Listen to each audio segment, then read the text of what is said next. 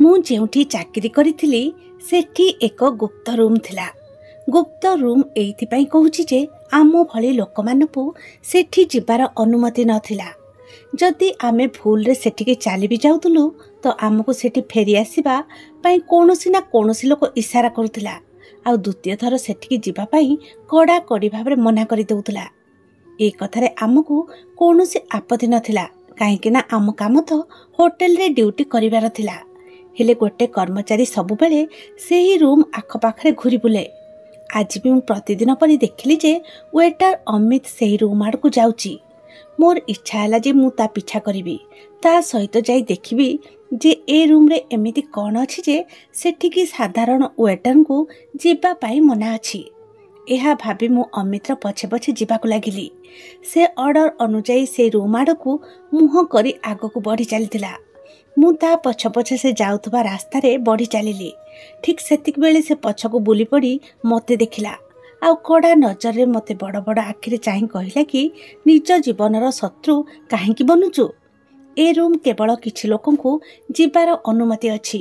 ଦୟାକରି ତୁ ଏଠୁ ଚାଲିଯା, ନହେଲେ ମୋ ଉପରେ ବି ଦୋଷ ଆସିବ ଯେ ମୁଁ ତତେ ନିଜ ସହିତ ନେଇକି ଯାଇଥିଲି। ତା କଥା ଶୁଣି ମୁଁ ଲଜ୍ଜିତ ହୋଇଗଲି, କାରଣ ସେ ରୁମ୍ ସହିତ ମୋର କିଛି ଯାଏ ଆସେ ନାହିଁ। ମୁଁ ସେଠୁ ଫେରିଆସିଲି। କାଉଣ୍ଟରରେ ବସି ମୁଁ ଏହା ଭାବୁଥିଲି ଯେ ଏ ରୁମ୍ରେ ଏମିତି କ'ଣ ହୁଏ। ଠିକ୍ ସେତିକିବେଳେ ହୋଟେଲର ବାହାରରେ ଆସି ଏକ ସୁନ୍ଦର କାର୍ଟି ଅଟକିଗଲା। ମୋ ଆଖି ସେ କାର୍ ପାଖରେ ଅଟକିଗଲା, କାହିଁକି ନା ସେ କାର୍ ବହୁତ ସୁନ୍ଦର ଥିଲା। କାର୍ର ଡୋର୍ ଖୋଲିଲା, ଆଉ ଏକ ସୁନ୍ଦର ଝିଅ ବହୁତ ଗର୍ବର ସହିତ ଚାଲି ଚାଲି ହୋଟେଲ ଭିତରକୁ ପ୍ରବେଶ କଲା। ମୁଁ ସେ ଝିଅର ସୁନ୍ଦରତା ଦେଖି ଆଶ୍ଚର୍ଯ୍ୟ ହୋଇଯାଇଥିଲି। ସେ ସତରେ ବହୁତ ସୁନ୍ଦର ଝିଅଟିଏ ଥିଲା, ଆଉ ତା ମୁହଁରେ କୌଣସି ଦାଗ ବି ନଥିଲା। ମୁଁ ତା ମୁହଁକୁ ଚାହିଁ ବସି ଭାବୁଥିଲି। ସେତେବେଳେ ଗୋଟେ ଗ୍ରାହକର ଅର୍ଡର ଆସିଲା। ମୁଁ ଅର୍ଡର ନେବାକୁ ଲାଗିଲି। ସେତେବେଳେ ସେ ଝିଅଟି ସେଇ ରୁମ୍ ଆଡ଼କୁ ଯାଉଥିବାର ଦେଖାଗଲା। ମୋର ହୃଦୟରେ ଜଳୁଥିବା ଦୀପଟି ଯେମିତି ଲିଭିଗଲା। ପାଖରେ ବସିଥିବା ଗୋଟେ ସାଙ୍ଗ କାନରେ ମୁଁ ଧୀରେ ସେ କହିଲି କି ଏ ଝିଅ ସେଇ ରୁମ୍ ଆଡ଼କୁ ଯାଉଛି ଯେଉଁଠିକି ଆମର ଯିବାଟା ମନା। ତୁ କ'ଣ ଭାବୁଛୁ ଏ ଝିଅ ସେ ରୁମ୍କୁ କାହିଁକି ଯାଉଛି? ମୋ କଥାରେ ଅମିତ ଚିନ୍ତାରେ ପଡ଼ିଗଲା, ଆଉ କହିଲା କି ତୁ ଆଜିକାଲିର ଝିଅମାନଙ୍କୁ ଜାଣିନୁ, ସେମାନେ ପଇସା ଏବଂ ସ୍ୱାର୍ଥ ପାଇଁ କିଛି ବି କରିପାରିବେ। ଏ ଝିଅ ବି ସେଭଳି ଝିଅମାନଙ୍କ ଭିତରୁ ଜଣେ ହୋଇଥିବ। ଏମିତିରେ ବି ତୁ ସେ ଝିଅଙ୍କୁ ପ୍ରଥମ ଥର ଦେଖୁଥିବୁ। ହେଲେ ମୁଁ ପ୍ରତିଦିନ ସେ ରୁମ୍କୁ ଗୋଟେ ଝିଅକୁ ଯିବାର ଦେଖେ। ଜଣା ନାହିଁ ସେ କୁଆଡ଼େ ଯାଏ ଆଉ କ'ଣ କରେ। ତାପରେ ମୁଁ ସେ ଝିଅର ଅପେକ୍ଷା କରିବାକୁ ଲାଗିଲି, ଯିଏକି ସେ ରୁମ୍କୁ ଯାଇଥିଲା। ତା ଫେରିବାରେ ତା ନିଜ ହୃଦୟ ହରାଇ ବସିବାଟା ମୋ ପାଇଁ ଖୁସିର କଥା ଥିଲା। ସେଦିନ ମୁଁ ସେଥିପାଇଁ ଓଭରଟାଇମ୍ ଡ୍ୟୁଟି ବି କରିନେଲି। ମୋ ମନ ଚାହୁଁଥିଲା କି ଯେମିତି ସେମିତି କରି ସେ ସୁନ୍ଦରୀ ଝିଅର ମୁହଁ ଦେଖିବାକୁ ମିଳିଯାଉ। ହେଲେ ସକାଳୁ ସନ୍ଧ୍ୟା, ଆଉ ସନ୍ଧ୍ୟାରୁ ରାତି ହୋଇଗଲା, ଆଉ ସେ ଝିଅ ଦ୍ୱିତୀୟ ଥର ଦେଖିବାକୁ ମିଳିଲା ନାହିଁ। ସେ ଝିଅ ମୋ ପାଇଁ କୌଣସି ସୁନ୍ଦର ସ୍ୱପ୍ନଠୁ ବି କମ୍ ନଥିଲା। ସେଥିପାଇଁ ମୁଁ ତାର ଅପେକ୍ଷା କରିବାକୁ ଲାଗିଲି, ହେଲେ ସେ ଆସିଲା ନାହିଁ। ଯେତେବେଳେ କି ସକାଳରୁ ସନ୍ଧ୍ୟା ଏବଂ ସନ୍ଧ୍ୟାରୁ ରାତି ହୋଇଗଲା, ମୋ ସାଙ୍ଗ ଅମିତକୁ ବି ମୋ ମନର ଅବସ୍ଥା ଜଣା ପଡ଼ିଗଲା। ସେଥିପାଇଁ ସେ କହିଲା କି ମୁଁ ଜାଣିଛି ତୁ ସେଇ ଝିଅର ଅପେକ୍ଷା କରିଛୁ, ହେଲେ ତତେ କ'ଣ ଜଣା ନାହିଁ କି ସେ ରୁମ୍କୁ ଯିଏ ଥରେ ଚାଲିଯାଏ ଆଉ ସେ କେବେ ବି ଫେରେ ନାହିଁ। ତାର ଅପେକ୍ଷା କରିବାଟା ବୃଥା। ଅମିତର କଥା ଶୁଣି ମୁଁ ଦୁଃଖୀ ହୋଇଗଲି। ହେଲେ ମୋ ହୃଦୟରେ ଗୋଟେ ଆଶା ଥିଲା ଯେ ସେ ମୋତେ ଗୋଟେ ଦିନ ନିଶ୍ଚିତ ଭାବରେ ମିଳିବ। ମୁଁ ଭାବିବାକୁ ଲାଗିଲି କି ସେ ଅନ୍ୟ କବାଟ ବାଟେ କୁଆଡ଼େ ଚାଲି ଯାଇଥିବ, ଆଉ କାଲି ପୁଣି ଥରେ ନିଜର କିଛି କାମରେ ଏଠିକି ଆସିବ। ମୁଁ କାଲିର ଅପେକ୍ଷା କରିବାକୁ ଲାଗିଲି। ବୋଧେ ସେ ଅନ୍ୟ କୌଣସି ପରପୁରୁଷ ସ୍ତ୍ରୀ ହୋଇଥିବ, ଏହା ଭାବି ମୋ ଆଶା ବଢ଼ି ଯାଇଥିଲା। ଠିକ୍ ସେତିକିବେଳେ ହୋଟେଲର ମେନ୍ ଗେଟ୍ ପାଖରେ ଗୋଟେ କଳାକାର ଆସି ଅଟକି ଯାଇଥିଲା। ମୋର ତ ଖୁସିର କୌଣସି ଠିକଣା ନଥିଲା, କାହିଁକି ନା ସେ କାର୍ ଭିତରୁ ଗୋଟେ ଝିଅ ବାହାରିଥିଲା। ମୁଁ ବୁଝି ଯାଇଥିଲି କି ଇଏ ସେଇ ଝିଅ ହୋଇଥିବ। ହେଲେ ଇଏ କ'ଣ? ସେ ତ ନିଜ ମୁହଁ ଘୋଡ଼େଇ ରଖିଥିଲା। ସେ କଳା ରଙ୍ଗର ପୋଷାକ ଆଉ ନିଜ ମୁହଁ ଘୋଡ଼େଇ ରଖିଥିଲା, ଯେଉଁଥିପାଇଁ କି ମୁଁ ତା ମୁହଁ ଦେଖିପାରିଲି ନାହିଁ। ହେଲେ ମନରେ ବହୁତ ଖୁସି ଥିଲା। ଏ ଝିଅଟି କୁଆଡ଼େ ବି ଯାଇନଥିଲା, ବରଂ ଏ ହୋଟେଲକୁ ଦ୍ୱିତୀୟ ଥର ଆସିଛି। ମୁଁ ଅମିତକୁ ଦ୍ୱିତୀୟ ଥର ଦେଖିବା ପାଇଁ କହିଲି ତ ସେ କହିବାକୁ ଲାଗିଲା କି ତତେ ଭୁଲ ଧାରଣା ହୋଇଛି, ଇଏ ଅନ୍ୟ କୌଣସି ଝିଅ ବି ହୋଇପାରେ। ସେ ତ ନିଜ ମୁହଁ ମଧ୍ୟ ଘୋଡ଼େଇକି ରଖିଛି, ଆଉ ତୁ ଏ ହୋଟେଲକୁ ଆସୁଥିବା ଝିଅମାନଙ୍କ ପାଖରେ ନିଜ ହୃଦୟ ହରାଇ ବସିବୁ ନାହିଁ। ଏଠିକୁ ତ ଅଏସ୍ ଆରାମ କରିବା ବାଲା ଝିଅମାନେ ଆସନ୍ତି। ତୁ ତ ଜଣେ ଭଦ୍ର ଘରର ପୁଅ, ଅମିତର କଥା ମୋ ହୃଦୟକୁ କ୍ଷତାକ୍ତ କରିଦେଲା। ହେଲେ ସେ ଠିକ୍ କହୁଥିଲା। ଭଲା ଗୋଟେ ହୋଟେଲର ରୁମ୍ରେ ଗୋଟେ ଏକୁଟିଆ ଝିଅର କି କାମ? ହେଲେ ପୁରୁଷମାନେ ତ ପ୍ରେମରେ ରଙ୍ଗ ରୂପ ଦେଖିନଥାନ୍ତି, ବା ସେମାନେ ତ ନାରୀଙ୍କୁ ଦେବୀ ରୂପରେ ଦେଖିଥାନ୍ତି। ମୁଁ ବି ଆଜି ସେ ସୁନ୍ଦରୀର ପ୍ରଶଂସା କରିବାକୁ ଚାହୁଁଥିଲି। ଯେତେବେଳେ ସେ ଭିତର ଆଡ଼କୁ ଯିବାକୁ ଲାଗିଲା ତ ମୁଁ ତାର ପିଛା କରିବାକୁ ଲାଗିଲି। ଜଣା ନାହିଁ ଆମ ଭିତରେ କେଉଁ ସଂଯୋଗ ଥିଲା ଯାହାକି ମୋତେ ତା ଆଡ଼କୁ ଟାଣି ନେଇ ଯାଉଥିଲା। ଅମିତ ମୋତେ ମନା କରିଥିଲା କି ଯଦି ତୋତେ ମାଲିକଙ୍କର ସେ ଖାସ୍ ୱେଟର ଦେଖିନେବ ତ ସେ ତୋତେ ବହୁତ ଗାଳି କରିବ। କାହିଁକିନା ଗାଡ଼ିରୁ ବାହାରୁଥିବା ଝିଅମାନଙ୍କୁ ସେହି ୱେଟର ନିଜ ସହିତ ରୁମ୍ ପର୍ଯ୍ୟନ୍ତ ନେଇକି ଯାଉଥିଲା। ହେଲେ ସେଦିନ ମୁଁ ଅପେକ୍ଷା କରିପାରିଲି ନାହିଁ, ଆଉ ସେ ଝିଅର ପଛେ ପଛେ ଚାଲିବାକୁ ଲାଗିଲି। ଟିକେ ଶୁଣନ୍ତୁ, ମୁଁ ତା ସହିତ କଥା ହେବା ପାଇଁ ଚେଷ୍ଟା କରିଲି। ହେଲେ ସେ ତା ପାଦର ବେଗ ବଢ଼େଇ ଦେଲା। ତା ଶାଢ଼ୀ ତା ପାଦରେ ବାଜୁଥିଲା, ଆଉ ସେ ବହୁତ ଚିନ୍ତିତ ଆଉ ନର୍ଭସ୍ ଲାଗୁଥିଲା। ଏମିତି ଲାଗୁଥିଲା ଯେମିତି ତାକୁ ମୋ ଡାକିବାଟା ଭଲ ଲାଗୁନଥିଲା। ହେଲେ ମୋ ମନ କହୁଥିଲା କି ସିଏ ସେଇ ଝିଅ। ମୁଁ ଆଗକୁ ବଢ଼ି ତା ରାସ୍ତାକୁ ଅଟକାଇ ଦେଲି। ହେଲେ ଏହା ଦେଖି ମୋ ଆଖି ସେମିତି ଖୋଲାକୁ ଖୋଲା ରହିଗଲା। କାହିଁକିନା ଇଏ ସିଏ ଝିଅ ନଥିଲା, ବରଂ ନିଜ ମା ପେଟର ଭଉଣୀ ଥିଲା। ମୁଁ ତାକୁ ଆଶ୍ଚର୍ଯ୍ୟ ସହିତ ପଚାରିଲି ଯେ ତୁ ଏଠିକି କେମିତି ଆସିଲୁ? ସେ ମୋ କୌଣସି କଥାର ଉତ୍ତର ଦେଲାନି। ଆଉ ଠିକ୍ ସେତିକି ବେଳେ ସେଠିକୁ ମାଲିକର ଖାସ୍ ୱେଟର ଆସି ପହଞ୍ଚିଗଲା। ସେ ମୋତେ ରାଗଭରା ନଜରରେ ଦେଖି କହିଲା କି ତୁ ଏଠି କ'ଣ କରୁଛୁ? ମାଲିକଙ୍କୁ ତୋ ନାଁରେ ଅଭିଯୋଗ କରିବି।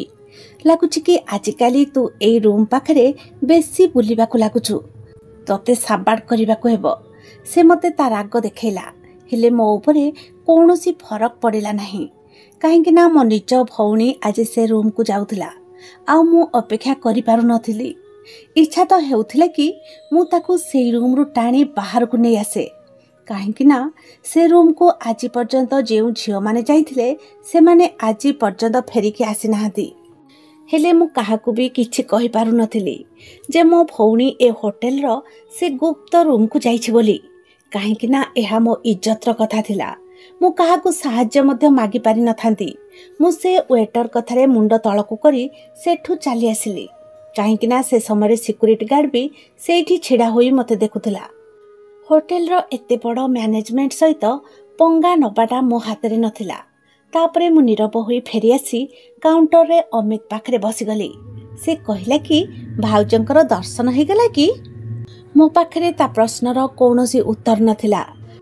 ମୁଁ କହିଲି କି ଆରେ ନାରେ ସାଙ୍ଗ, ଗୋଟେ ବହୁତ ବଡ଼ ଅସୁବିଧା ହୋଇଯାଇଛି। ମୁଁ ଅମିତକୁ ସବୁ କଥା କହିବାର ନିଷ୍ପତ୍ତି ନେଲି, କାହିଁକିନା ଅମିତକୁ ନ କହି ମୁଁ ମୋ ଭଉଣୀକୁ ବଞ୍ଚାଇବାର କୌଣସି ଉପାୟ ପାଉନଥିଲି। ତାକୁ ନ କହି ମୁଁ ମୋ ଭଉଣୀର ସାହାଯ୍ୟ ମଧ୍ୟ କରିପାରିନଥାନ୍ତି। କେବଳ ସେ ହିଁ ଥିଲା ଯିଏକି ମୋର ସାହାଯ୍ୟ କରିପାରିଥାନ୍ତା। ସେ ରୁମ୍ ଯେଉଁଠିକି ମୋ ଭଉଣୀ ଯାଇଥିଲା, ସେ ରୁମ୍ ବିଷୟରେ କୌଣସି ୱେଟରଙ୍କର ଭଲ ଚିନ୍ତାଧାରା କି ବିଚାର ନଥିଲା। ମୋର ତ ଯେମିତି ହୃଦୟ ଥରି ଯାଉଥିଲା। ମୋ ମଥାରେ ଯେମିତି ଏକ ଚାପ ପଡ଼ିଥିଲା। ମୁଁ ମୋ ଭଉଣୀ ବିଷୟରେ ଭାବି ଭାବି ଥରୁଥିଲି ଯେ ମୋ ଭଉଣୀ ସହିତ ସେ ବନ୍ଦ ରୁମ୍ରେ କ'ଣ ହେଉଥିବ। କିଛି ସମୟ ପରେ ଅମିତ ଜଣା ନାହିଁ ମାଲିକଙ୍କର ସେ ଖାସ୍ ୱେଟରକୁ କ'ଣ କହିଲା ଯେ ତାକୁ ଦୟା ଆସିଗଲା। ବୋଧେ ବି ସେ କାହାର ବାପା ଆଉ କାହାର ଭାଇ ଥିଲା, ସେଥିପାଇଁ ସେ ମୋ ଦୁର୍ବଳତା ବୁଝି ଯାଇଥିଲା। ହେଲେ ଆମେ ସମସ୍ତେ ଏଠି ୱେଟର ଥିଲୁ, ସେଥିପାଇଁ ଗୋଟେ ସୀମାଠୁ ଅଧିକ ପରସ୍ପରର ସାହାଯ୍ୟ କରିପାରିନଥାନ୍ତୁ। ସେ ମୋତେ ଅନୁମତି ତ ଦେଇଥିଲା, ହେଲେ କେବଳ ମୋତେ ମୋ ନିଜ ରିସ୍କରେ। ମୁଁ ତୁରନ୍ତ ସେ ରୁମ୍ ଆଡ଼କୁ ବଢ଼ିଲି। ମୋ ଭାବନା ଅନୁଯାୟୀ ସେ ରୁମ୍କୁ ତ ଭିତରୁ ବନ୍ଦ ହେବା ଥିଲା। ହେଲେ ମୁଁ ଯେମିତି ହିଁ ଚାବି ବୁଲେଇଲି ତ ମୁଁ ଦେଖିଲି କି ସେ କବାଟ ବହୁତ ସହଜରେ ଖୋଲିଗଲା। ଥର ଥର ହୃଦୟ ସହିତ ମୁଁ ଯେମିତି ହିଁ ସେ ରୁମ୍ର କବାଟ ଖୋଲିଲି, ରୁମ୍କୁ ଏକଦମ ଖାଲି ପାଇଲି। ରୁମ୍ରେ ଥିବା ସୁନ୍ଦର ଆଉ ବାସ୍ନାଯୁକ୍ତ ପରଦା ଫରଫର ହୋଇ ଉଡ଼ୁଥିଲା। ସେ ରୁମ୍ରେ କୌଣସି ପ୍ରକାରର କୌଣସି ବି ସ୍ୱର ଶବ୍ଦ ନଥିଲା। ମୋତେ ବହୁତ ଅଜବ ଲାଗିଲା ଯେ ଏବେ ହିଁ ମୋ ଭଉଣୀ ଏ ରୁମ୍ ଭିତରକୁ ପ୍ରବେଶ କରିଛି, ତେବେ ସାଙ୍ଗେ ସାଙ୍ଗେ ସେ କୁଆଡ଼େ ଚାଲିଗଲା। ଏହା ଭାବି ଭାବି ମୋ ମୁଣ୍ଡ ଫାଟି ଯାଉଥିଲା। ମୁଁ ସେ ରୁମ୍ରେ ଥିବା ଲାଟ୍ରିନ୍ ବାଥରୁମ୍କୁ ବି ଭଲ ଭାବରେ ଦେଖିନେଲି। ଖଟ ତଳ ବି ଉଣ୍ଡିକି ଦେଖିଲି। ଆଲମିରାକୁ ବି ଖୋଜି ପକେଇଲି, ହେଲେ ମୋ ଭଉଣୀ କୋଉଠି ବି ନଥିଲା। ଯଦି ଥାନ୍ତା ତେବେ ନିଶ୍ଚିତ ଭାବରେ ମିଳିଥାନ୍ତା। ଚିନ୍ତା ଯୋଗୁଁ ମୁଁ ବୁଝିପାରୁନଥିଲି ଯେ ମୁଁ କ'ଣ କରିବି। ଠିକ୍ ସେତିକି ବେଳେ ବାହାରୁ କାହାର ପାଦ ଶବ୍ଦ ଶୁଣିବାକୁ ମିଳିଲା। ये सही पिला थिला जी कि मते बाहर को आसीबार इशारा करुथिला। बाध्य होई मु तुरंत से रूम रु बाहर को बाहरिली। बाहर को बाहरिबा परे मु से पिला को पचारिली, तमे ए रूम को कौन करबा पई आसीछ? ए रूम तो खाली अछि। से रूम तो केही भी नाहंती। से कहिला कि मु तो ए रूम को सर्वदा आसी थाए। 2 ग्लास सरबत मते दिया जाइथिला, ताकू ही मु एठिकी पहुंचेबा को आसीथिली। गोटे स्त्री लोक मोठू से ग्लास नहीं जाए, तापरे मु सेठू फेरी आसे। मते जाना नहीं जे एठी कौन हुए। ता कथा सुनी मु आश्चर्य हो गली। मु बुझी पारु नथली कि मो भौणी से रूम रु कुआडे चली गला। से सेठू निज पाद बढ़ेबा पूर्वरु मते से रूम भितरे किछि हलचल अनुभव हैला। मु से रूम को जिबा पई बाहरी थिली, जेतेबेले कि से वेटर जनक मते खबरदार कहिदेला। आउ तापरे रूम रो एकदम लाइट लिभि गला। आमको सेठी फेरिबा को पड़िला। ए जगह बहुत एठिकी जिबा बिल्कुल भी सहज नथिला। हेले से पिलाटी मोर मजबूरी बुझी पारुथला। सेतिपई से मते गोटे सिक्यूरिटी गार्ड को सब कथा बुझाई देला, जे कि से पिलार सांग थिला। से सिक्यूरिटी गार्ड जने वयस्क व्यक्ति थिले। से भी आम मजबूरी को टिके टिके बुझी जाइथिले। से भी जेतेबेले मो भौणी विषय सुनिले तो से भी मो सहाय्य करिबा पई राजी हो गले। आउ कहले कि मु तते जिबार अनुमति तो दे देबी। तू से रूम को जाई जहा इच्छा कर, भल भाबरे निज मन को सांत्वना दे दे। हेले आज पर्यंत ए रूम रे जेउ झियो जाइछि से आज पर्यंत द्वितीय थर केबे भी फेरिक आसिनी। से रूम विषय अजब प्रकार कथा प्रसिद्ध अछि। हेले जदि तो कथा अनुଯାयी से रूम खोलिथिला, तेबे ए कथा को निजे भी विश्वास करिने। एमिति भी होई पारे कि तो भौणी अन्य कौनसी रूम को जाइथिबो। मौसांक कथा सुनी मते बहुत रागत आसिला। मते मो भौणी उपरे पूरा विश्वास थिला। से केबे भी निज बापा मां को इज्जत उपरे आज आसीबा को देई पारि नथांता। हेले तार ए व्यवहार मते मो सांग मानक आगरे लज्जित करि दउतला। हेले सब परे भी से मो भौणी थिला। मु ताकू एमितिया एकुटिया छाड़ी पारि नथांती। मो बापा मां तार एमिति घरु अचानक हजि जिबारे बहुत चिंतित थिले। सेमाने तो थाना पर्यंत जिबाकू भी चाहुथिले। हेले मु तांको सांत्वना देली। आउ कहिली कि मु मो भौणी को निजे ही खोजिकी घर को फेरे आनिबी। तेणु करी चिंता करिबार कोनोसी आवश्यकता नाही। बापा को तो टिके टिके मु बुझेई देइथिली कि मो होटल रे एमिति लोक अछंती जेउ माने कि मोर सहाय्य करि परिबे। हेले बापा मां कोठी बा शांति रे बसी पारथांते। मु जे कोनोसी परिस्थिति रे से बुढ़ा सिक्यूरिटी गार्ड मौसांक सहाय्य रे द्वितीय थर पई से रूम पर्यंत पहुंचीबारे सफल हो गली। जेउ रूम भितर को मो भौणी जाइथिला। मोर पूरा विश्वास थिला कि से रूम भितर एमिति कोनोसी जिनिस निश्चित भाबरे थिबो जेउथरे कि मो भौणी निखोज हेबार रहस्य लुचि रहिथिबो। मु भगवान को ना नहीं से रूम भितर को प्रवेश करनेली। आउ तापरे मु से रूम को भल भाबरे खोजिबा परे रूम रे पड़िथिबा परदा गोटे आड़ को फड़फड़ हेबा को देखिली। मु देखिली कि मझिरे पड़िथिबा परदा उपरे एक बड़ पटाटिए थिला, जाहाकू कि सहजरे उठा जाई पारिथांता। से पटाटी को हटेइबा परे सेठी थिबा एक बड़ लुहार ढांकुणी परी कबाट उपरे मो नजर पड़िला। मु मोर 2 हाथ रे से लुहार ढांकुणी भली कबाट को उठेई साइड रे रखिदेली। आउ तापरे तळको लंबी थिबा सीढ़ी रे तळको जिबाकू लागिली। मु जानि सारिथिली कि होटल रे बना जाइथिबा ए रूम भितरु कोनोसी स्टोर रूम को जिबार रास्ता अछि। मु जल्दी जल्दी से स्टोर रूम भितर को ओल्हेइबा पई चेष्टा करिली, काहेकि ना मु बहुत शीघ्र सत जानिबा को चाहुथिली।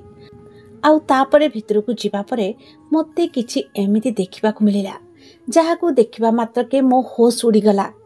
भितरे जेमिति एक नुआ दुनिया थिला। सबआडे गोटे गोटे सुंदर रूम तैयारी करा जाइथिला। आउ टाइल रो एमिति चमक थिला जे मो आखि आश्चर्य होई जाउथला। एमिति लागुथला जेमिति एठी रहुतबा लोक अन्य केउ दुनियार थिले। सबआडे सुंदरता ही सुंदरता थिला। स्विमिंग पूल पाखरे बसिथिबा झियो माने बहुत सुंदर लागुथिले। सेठी झियो मानक संख्या पाखा पाखी 10 रु 12 थिला। जेतेबेले कि एमिति कहिथिबा अनुଯାयी एठिकी पाखा पाखी 50-60 झियो माने आसी ए रूम रे हजि जाइथिले। मते निज भौणी की खोजिबार थिला। हेले मु सेठी आश्चर्यचकित एवं चिंतित होई से महल को देखुथिली, जेतेबेले कि मते मो पछरे केही थिबार अनुभव हैला। मु पछको बुली चाहिबा पूर्वरु केही जणे एक भारी वस्तु रे मो मुंड को पिटी देला। आउ तापरे मु बेहोश होई गली। ଆଉ ଯେତେବେଳେ ମୋ ଆଖି ଖୋଲିଲା ତ ଅନେକ ଘଣ୍ଟା ବିତି ସାରିଥିଲା। ହେଲେ ମୋର ସୌଭାଗ୍ୟ ଥିଲା ଯେ ମୁଁ ମୋ ସାମ୍ନାରେ ସେଇ ସିକ୍ୟୁରିଟି ଗାର୍ଡକୁ ପାଇଲି, ଯାହା ସହିତ କିଛି ସମୟ ପୂର୍ବରୁ ମୋର ଭେଟ ହୋଇଥିଲା। ମୁଁ ତାଙ୍କୁ ପଚାରିଲି କି ମୁଁ କେଉଁଠି ଅଛି। ସେ ମୋତେ ବହୁତ କଷ୍ଟରେ କହିଲେ କି ମୁଁ ହୋଟେଲର ଷ୍ଟୋର ରୁମ୍ ଭିତରେ ବନ୍ଦୀ ଅଛି, ଯେଉଁଠିକି ଆସିବା ସମୟରେ ଅନ୍ୟ ସିକ୍ୟୁରିଟିମାନଙ୍କ ନଜରକୁ ଆସିଯାଇଥିଲି। ହେଲେ ଜଣା ନାହିଁ କେମିତି କେଜାଣି ସେ ବୁଢ଼ା ସିକ୍ୟୁରିଟି ଜଣକ ଅନ୍ୟ ସିକ୍ୟୁରିଟିମାନଙ୍କ ସହିତ କଥା ହୋଇ ମୋ ପାଖରେ ପହଞ୍ଚି ମୋତେ ବଞ୍ଚାଇଲେ, ମୋର ଯତ୍ନ ନେଲେ ଆଉ ମୋତେ ହୋସ୍କୁ ଆଣିବାକୁ ଚେଷ୍ଟା କରିଲେ। ମୁଁ ତାଙ୍କର ଚିର କୃତଜ୍ଞତା ଥିଲି। ହେଲେ ତାଙ୍କ ଚିନ୍ତା ମୋତେ ସଫା ସଫା ଦୃଶ୍ୟମାନ ହେଉଥିଲା। ସେ କହୁଥିଲେ କି ପୁଅ ଜଲ୍ଦି ଉଠ, ତୋତେ ଏଠୁ ଜଲ୍ଦି ଯିବାକୁ ହେବ, କାହିଁକି ନା ମୁଁ ଏଠିକୁ ବହୁତ କଷ୍ଟରେ ଆସିଛି। ନାହିଁ କେବଳ ତୋ ଜୀବନ, ବରଂ ମୋ ଚାକିରିକୁ ମଧ୍ୟ ବିପଦ ଅଛି। ପୁଅ ତୁ ତୋ ଭଉଣୀ ପାଇଁ ଏପର୍ଯ୍ୟନ୍ତ ଆସିଛୁ, ସେଥିପାଇଁ ମୁଁ ତୋର ସାହାଯ୍ୟ କରିଛି। ନହେଲେ ଏପର୍ଯ୍ୟନ୍ତ ଆସୁଥିବା ଝିଅମାନଙ୍କୁ ଜଣେ ଭଲ ଝିଅ ଭାବିବାର ଭୁଲ କରିବୁ ନାହିଁ। ମୁଁ ଏ ସତ ବିଷୟରେ ଅଳ୍ପ ବହୁତ ଜାଣିଥିଲି, ହେଲେ ଏହା ଜାଣିନଥିଲି ଯେ ଏ ରୁମ୍ ଭିତରେ ଏମିତି କୌଣସି ଷ୍ଟୋର ରୁମ୍ ତିଆରି କରାଯାଇଛି ବୋଲି, ଯେଉଁଠିକି ଏସବୁ ଝିଅମାନଙ୍କୁ ବନ୍ଦୀ କରାଯାଏ ଆଉ ଏଠିକାର ମାଲିକ ଏମାନଙ୍କୁ ନିଜ ଉଦ୍ଦେଶ୍ୟ ପାଇଁ ବ୍ୟବହାର କରନ୍ତି। ମୁଁ ତ ତୋ ଭଉଣୀକି ଚିହ୍ନି ନାହିଁ, ତୋତେ ନିଜେ ହିଁ ସେ ଝିଅମାନଙ୍କ ଭିତରୁ ନିଜ ଭଉଣୀକି ଖୋଜିବାକୁ ପଡ଼ିବ। ତାପରେ ମୁଁ ତୋତେ ଏକ ରାସ୍ତା ବିଷୟରେ କହିବି, ଯେଉଁ ବାଟ ଦେଇ ତୁ ଏଇ ଷ୍ଟୋର ରୁମ୍ ଭିତରୁ ବାହାରକୁ ଯିବୁ। ହେଲେ ଧ୍ୟାନ ରଖିବୁ, ଯେମିତି କୌଣସି ଚାଲାକି କରିବାକୁ ଚେଷ୍ଟା ମଧ୍ୟ କରିବୁ ନାହିଁ। କେବଳ ନିଜ ଭଉଣୀକୁ ଏଠୁ ନେଇଯିବୁ, କୌଣସି ଜିନିଷକୁ ଛୁଇଁବୁ ନାହିଁ କିମ୍ବା କାହା ସହିତ କିଛି ବି କଥା ହେବୁ ନାହିଁ। ମୁଁ ତୋ ପାଇଁ ସବୁ ବ୍ୟବସ୍ଥା କରିଦେବି, ଜଲ୍ଦି ଯାଇକି ନିଜ ଭଉଣୀକି ଖୋଜ।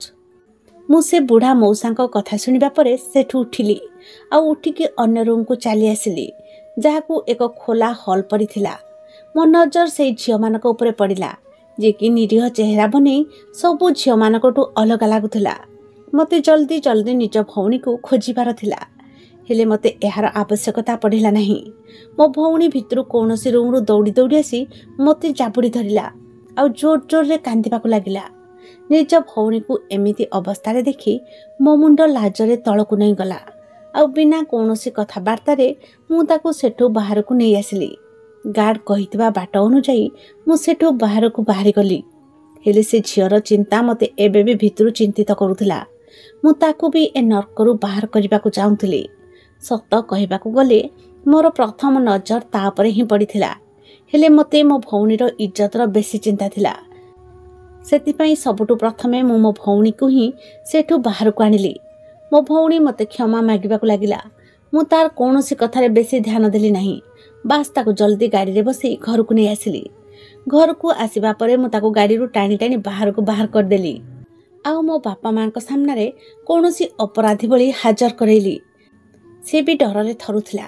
ସେ କହିଲା କି ସେ ସେଠିକୁ କାହାକୁ ଦେଖା କରିବାକୁ ନୁହେଁ, ବରଂ ଗୋଟିଏ ଚାକିରି ସନ୍ଧାନରେ ଯାଇଥିଲା, ଯାହା ବିଷୟରେ କୁହାଯାଇଥିଲା କି ଦରମା ବହୁତ ଅଧିକ ମିଳିବ। ମୋ ଭଉଣୀ ମୋର ସାହାଯ୍ୟ କରିବାକୁ ଚାହୁଁଥିଲା, ମୋ ବୋଝ ହାଲକା କରିବାକୁ ଚାହୁଁଥିଲା, ସେଥିପାଇଁ ସେ ଏ ପାଦ ବଢ଼େଇଥିଲା। ସେ ଜାଣିଥିଲା ଯେ ମୁଁ ଏ ହୋଟେଲରେ ପୂର୍ବରୁ ହିଁ ଚାକିରି କରୁଛି, ସେଥିପାଇଁ ତାକୁ ଏଠିକାର ଲୋକମାନଙ୍କ ଉପରେ ଭରସା ମଧ୍ୟ ଥିଲା।